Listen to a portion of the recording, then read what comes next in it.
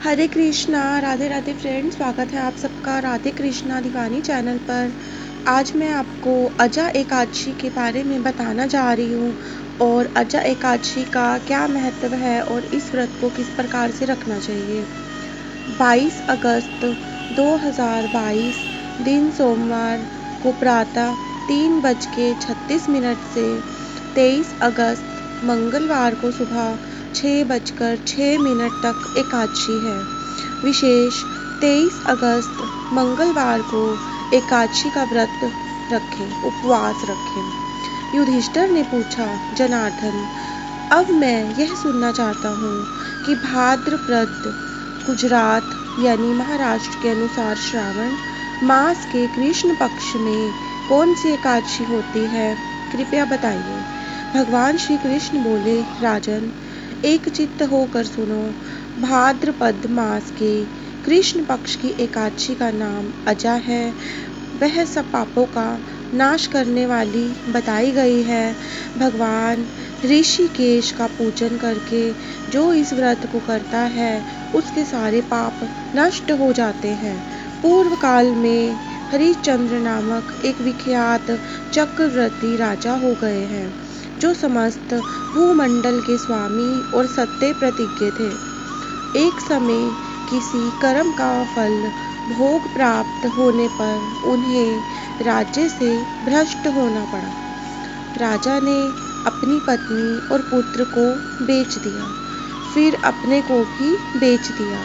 पुण्य आत्मा होते हुए भी उन्हें चंडाल की दास्तां करनी पड़ी। वे मुर्दों का कफन लिया करते थे। इतने पर भी नृपश्रेष्ठ हरिश्चंद्र सत्य से विचलित नहीं हुए।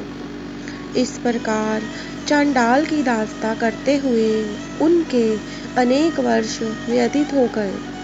इससे राजा को बड़ी चिंता हुई। वे अत्यंत दुखी होकर सोचने लगे कि क्या करूं, कहाँ जाऊं, कैसे मेरा उद्धार होगा।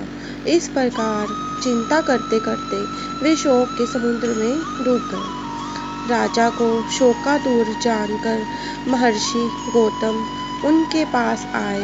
श्रेष्ठ ब्राह्मण को अपने पास आया हुआ देखकर नृपश्रेष्ठ ने उनके चरणों में प्रणाम किया और दोनों हाथ जोड़ गौतम के सामने खड़े होकर अपना सारा दुखमय समाचार कह सुनाया।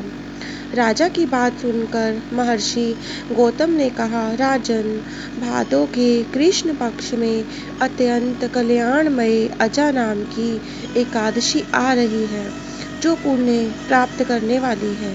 इसका व्रत करो, इससे पाप का अंत होगा। तुम्हारे भाग्य से आज के 7वें दिन एकादशी है। उस दिन उपवास करके रात में जागरण करना।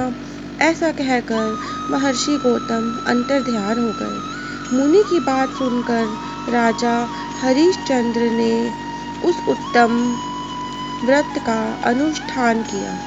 उस व्रत के प्रभाव से राजा सारे दुखों से पार हो गए। उन्हें पत्नी पुण्य प्राप्त हुई और पुत्र का जीवन मिल गया।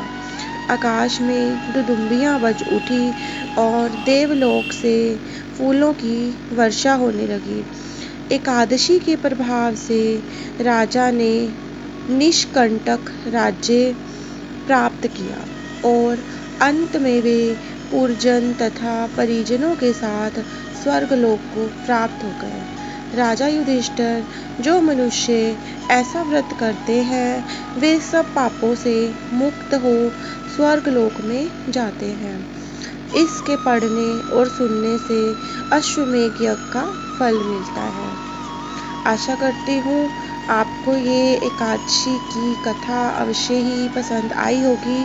जो मेरे फ्रेंड्स हैं वो मुझे कमेंट करके ज़रूर बताइए, और जो मेरे नए मित्र जुड़ रहे हैं चैनल पर तो वो चैनल को सब्सक्राइब कीजिए, वीडियो को लाइक कीजिए और शेयर भी ज़रूर कीजिए। हरे कृष्णा, राधे राधे।